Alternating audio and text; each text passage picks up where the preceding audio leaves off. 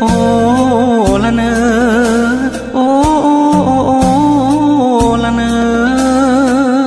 ผู้สาวเชียงใหม่ใช้ไล่ไผ่ไผ่ก็หูเจ้าเนื้อเคารพเชิดชูพระธาตุคู่ดอยสุเทพเทวามองเห็นเด่นไกลพนมมือไหว้ด้วยใจบูชาขอพรองค์พ่อครูบาอยู่สูงเทียมฟ้าบุญพาพบพาล่องแพชมไพร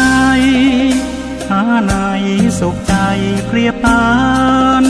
เอื้องเนื้อช่อเหลืองประการต่อแสงสายันสีทองวาบวาว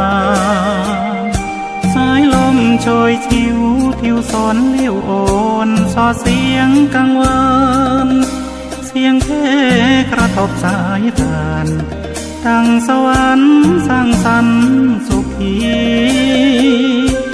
โอ้ละเนอ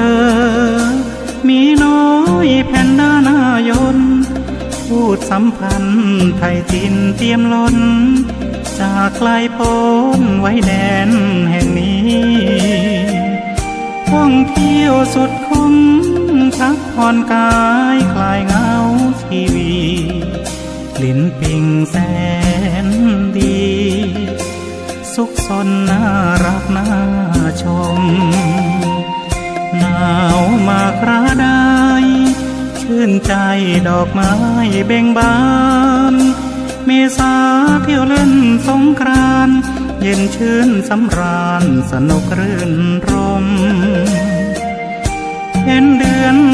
12กระทงล่องตามสายน้ำปล่อยโคม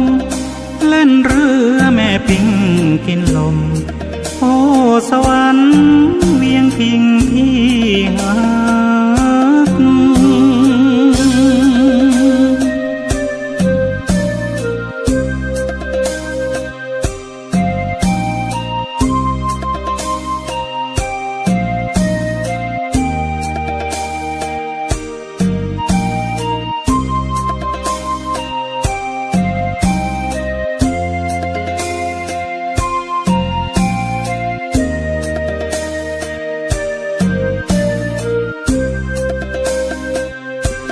โอ้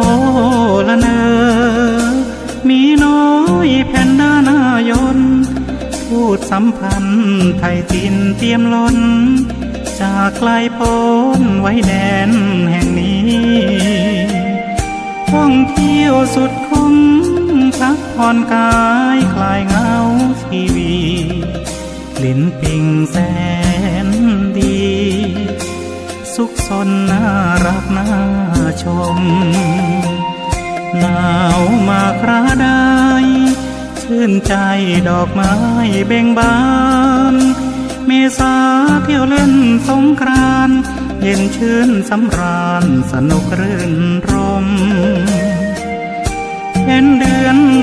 12กระทงล่องตามสายน้ำปล่อยโคมเล่นเรือแม่ปิงกินลมโอ้สวรรค์เวียงพิงที่